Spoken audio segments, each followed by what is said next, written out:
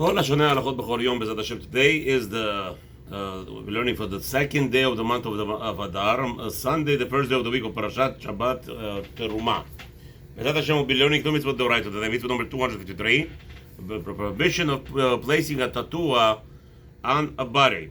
And Bezat Hashem also mitzvah number 254, the Umikdashit Yirau, honoring the holy sanctuary. Bezat Hashem, the mitzvot today will be dedicated Lulu Nishmat, all the people who died and that don't have any relatives who are to remain there, to elevate their neshamot. Shekadosh Baruch Hu should take our learning and dedicate and elevate their neshamot. And also Hashem should have mercy on the Jewish nation, forgive us for all our sins and all our inequities and all our misbehaviors, and send the refuah shlema to the whole Jewish nation, including also to return all our people, all the Jews who are in captivity, jails, anywhere they are, so return back to the Beit Midrash, go back to the homes, and come through and be elevated through the Makomot HaKedoshot. And also, Bezrat Hashem, we're gonna daven that Hashem should have mercy and protect all those people who are standing on defense of the Jewish nation. None of them should be harmed; they should be returned without a home, without any incidents. Mitzvah number 253. We are prohibited to write on our body a tattoo, as it says in the Torah, in chapter 19, pasuk 28 in Vayikra, uktovit ka'aka lo titenu bachem, and the writing of which is engraved, ka'aka meaning tattooed, you should not be giving on in them. The Ainyan, and it says also Ani Hashem. There's an addition that I am God, and then there is a reason why the pasuk ends it that way. We'll see in a second. The Inyan, what's this? What does this mean? The writing of the tattoo. וכמו שעושים היום, הישמעאלים שכותבים בבשרם כתב מחוקה ותקוע בבשרם שאינו נמחק לעולם. This is what the goyim do today. They imprint on their skin via protruding the cells, the membrane, right? The top of the layer of the skin.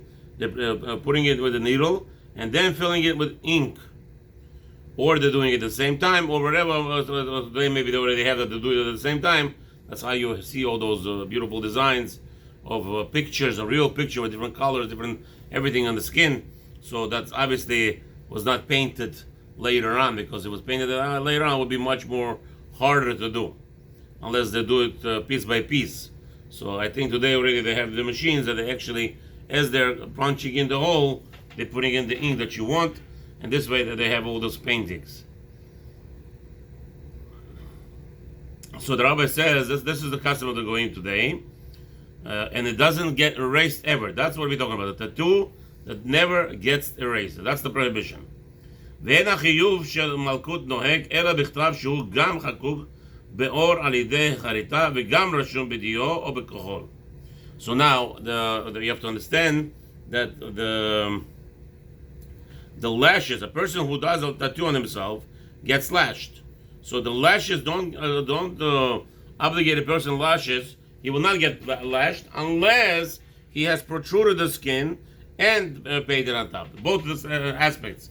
It has to be that it's done in a format that will never be erased, the color and everything. So said also in Masechta Makot, chapter 20, page 21, first side. Ki akea betzeva, somebody who wrote with the color. Katav velo ki akea, somebody who wrote and without. So somebody did holes, right? Puncture the holes of the tattooed, and somebody who just wrote. Somebody just wrote without making any scratches, without any making sure it's going to go into the meat. He's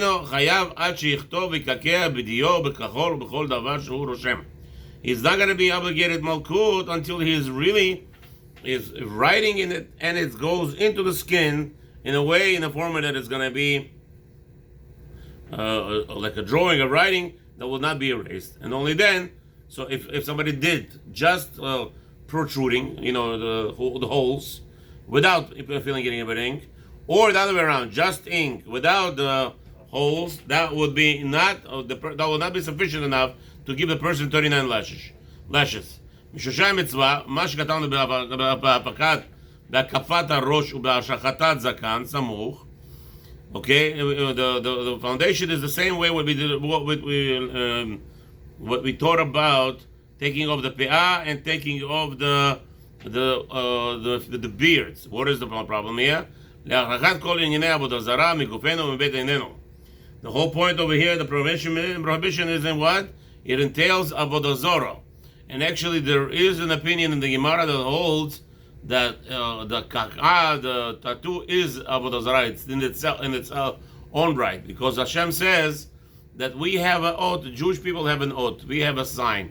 What is the sign? We have a brit milah. That's our sign. Now you went ahead and you put another sign on your body. So according to some opinion, not everybody, some opinion is actually avodah zarah, and it's related to avodah zarah because that's what they used to do in the olden days, especially today. You see that in the Chinese they have this big thing about the year. Now that we just started yesterday or so. Today, I don't know, the dragon year, right? For the Chinese, 2024. It's a dragon year for them. So in their the messed up minds, you'll see a lot of people making a tattoo on their bodies with a dragon. So that's the form of what the we're talking about. And everybody has their own fish. Some people with lions, some people with tigers. Whatever it is, Hashem Yazor. וגם זה מן השורש הזה בעצמו שהיה מנהג הגויים שרושמים עצמם לעבודה זרה שלהם. That's how, in olden days, that's how the goyim would actually make this tattoo to honor their idol. כלומר שהוא עבד נמכר לה ומורשם לעבודתה. Meaning that he is the servant who's going to serve the avodah zarah, that avodah zarah specifically, that he writes inscripts on his hands, on his body. The details of this mitzvah, as the rabbis explained to us in Rambam, you could see Halachot Avodah Zarah, chapter 12, Mishnah, Halacha 11, שכל מקום שבגוף בין מגולה, בין מכוסה בגדים בכלל, איסור זה. It's regardless where the person put the tattoo, he puts it on a visible or an invisible part of the body, he is still going to be, it's prohibited, and he's transgressing the sin. Also, more details about this mitzvah are in the end chapter of Masechta Makot. This prohibition is everywhere, anywhere in the world, by woman and male, doesn't matter. And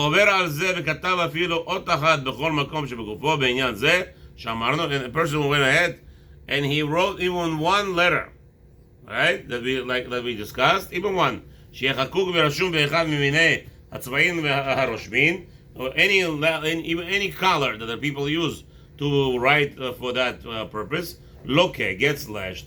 Not like on Shabbat. If somebody wrote on Shabbat, we obligate a person chayab mitah. Somebody who wrote on Shabbat 2 letters gets punished with a killing, stoning. Over here, the person gets a loke, gets if he does any, even one letter. What about other people? Somebody went ahead and went to do the job on the other person. Okay, the person who did who got the tattoo will not get lashed unless he helped. He stretched out the hand and he made sure that the baby helped him with filling the ink in the middle while the other guy making holes. So all those things, on that case, he will get lashed. Over here, if he didn't do nothing, he just put out his hand and the guy did all the work, right? So in that case, there is no actual deed here. He didn't do nothing. He just prostrated his hand. Prostrating his hand is not helping. If you went ahead and you put in the ink and you held the machine for the guy to to finish painting, something any way that he helped, which was physical, then in that case it would be a sore, and he would get lashed. The question arose over here: what about half and half? One person does the tattooing, and the other person gets the painting, or the other way around, right? Painting or making holes. So there's a whole big discussion over here in this subject. I would be more lean to say that a person who finishes the job should get lashed, because the end result is that there is a maaseh, there's a deed here, right? There's a deed here. So if one just made the holes and the other filled in the ink, so the one who filled in the ink should get lashed because he finished the job. I didn't do the holes. It doesn't matter. He finished the job. Or the other way around, the guy who finishes the holes while the guy is putting in the ink, after the guy who puts in the ink, the one who finished the job and makes now the complete job, that person should get lashed. And there's a big discussion into it on its own right, B'ezrat Hashem. Maybe another day we'll discuss it. Mitzvah number 254. Mitzvat ha'ira min hamikdash. We're obligated to fear the holy sanctuary. Lira min hamikdash klomar shena'amideu b'nafshenu makom ha'pachat ve'ha'ira. You have to make sure to put in yourself the sanctuary of Beit HaMikdash. And today many Rabbonim are talking about our shuls and our yeshivas. Bet Midrash, a person should be fearing and in awe-inspiring in the Beit HaMikdash and when he walked into a shul. כדי שיתרכבו לבבינו בבואנו שם להתפלל או להקריב קורבנות שנאמר במקדשי תיראו. It says a person should be fearful and awe when he walks into such places, either to bring sacrifices or to pray, like today we have. As it says in the Torah, chapter 19 of Vayikra, Pasuk 30, ומקדשי תיראו, you must fear my sanctuary. Hashem is talking. And our sages explain. Over there in chapter page 54, Bivrachot. Yeah, Bivrachot. Masechet Brachot, page 54, first side. What is considered to be a person showing that he is fearing or mamish fearful of the sanctuary? It means like this: a person will not allowed to go to Beit HaMikdash with his stick, or with his shoes, or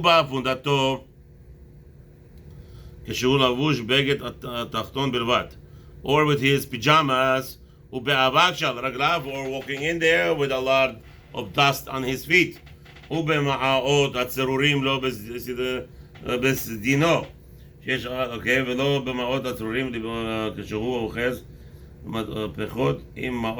it cannot hold loose change, makes a lot of noise.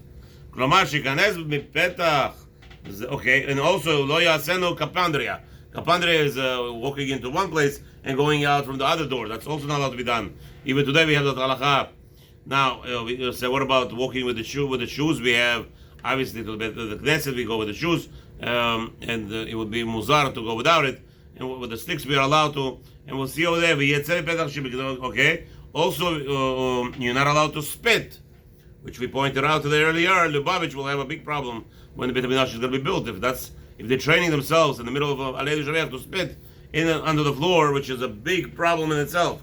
We'll learn later on, and we'll see that even today in the Beit HaMikdash, all the shuls are considered to be Beit HaMikdash. You're not allowed to spit in them. Now, the Gemara over there says in Masechet Brachot that you're allowed to spit when you have a bad taste in your mouth. You're allowed to spit, but to cause yourself spittle in the middle of Aleinu, okay. So the Bible say, well, you just uttered a bad name, bad word, bad Avodah Zarah name, whatever it is. So I have a simple question to do the Bible. Somebody maybe could call me and answer me and explain to me what happens in the middle of the Sefer Torah. In Sefer Torah, you have so many Avodah Zarah names that are mentioned. You have so many bad names of bad angels and all those things that are mentioned. How come you don't spit in the middle of the Sefer Torah reading? Nobody does. Wait, somebody does. Pirush, ואין צריך לומר שאסור המקום ברקיקה. Okay, that means that you don't even have to tell you. I mean, if you cannot go in there with the shoe, now you're going to spit on a holy place like that? Talk about the Beit HaMikdash. And also, you cannot sit in the Beit HaMikdash, but we do sit in the shuls. ובהרוג וגם בסנהדרין, שאין ראוי לכלל לשבת בעזרה, you're not allowed to sit there, כי אם למלכי בית דוד משום כבוד מלכות. Only the kings, the family of the kingdom, they were allowed to sit inside the Azara, as it says over there, for the honor of the king, שנאמר in Shmuel, chapter 7, pasuk 18, ויבוא המלך דוד וישב לפני השם. Over there, David המלך said, ואמרו בספרה, לא מן המקדש אתה ירא, אלא ממי שפקד על מקדש.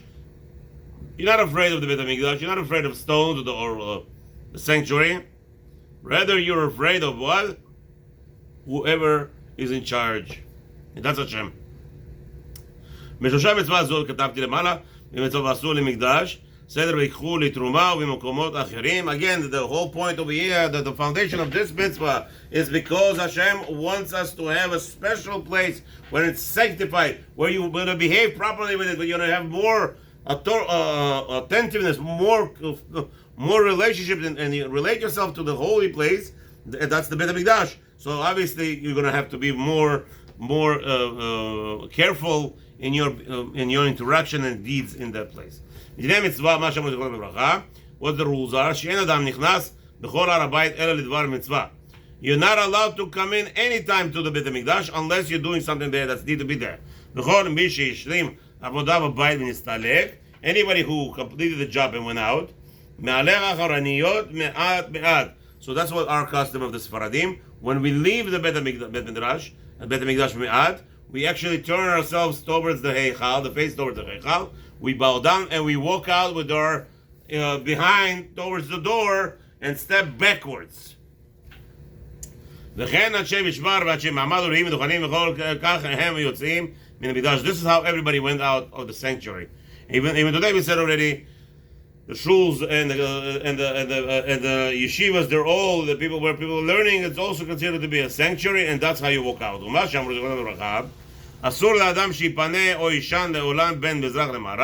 Also, in the olden days, we had people didn't have housing sometimes, so they used to go outside to the bathroom to use the bathroom. So in that case, a person should be very careful not to be facing towards the Beit HaMikdash when he is going to relieve himself.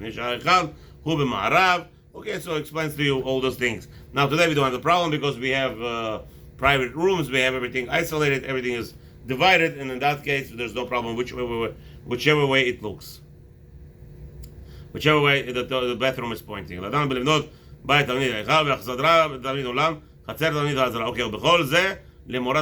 all this is to show the fearing and honor of the sanctified places. Go to the place of the Midot and Mitzvoth Tamid. Over there you will have learning more rules about how to honor and fear in the sanctuary. The mitzvah is for males anywhere in the world, for females.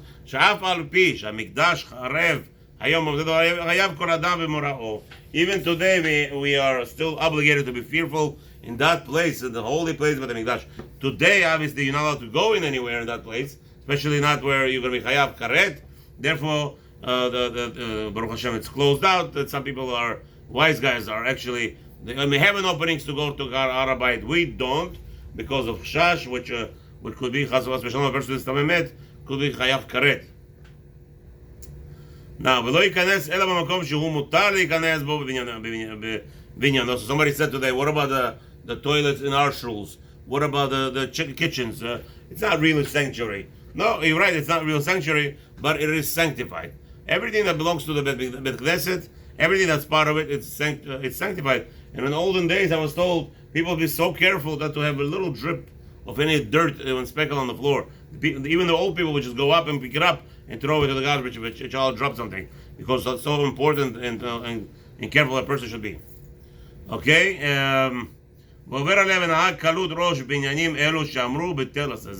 A person who was not careful with regard to this mitzvah, he has not fulfilled the mitzvah of Hashem, a commandment of Hashem, and Hashem should protect us all and have a wonderful day. Bezat Hashem. מה שלומכם רבי רפאל?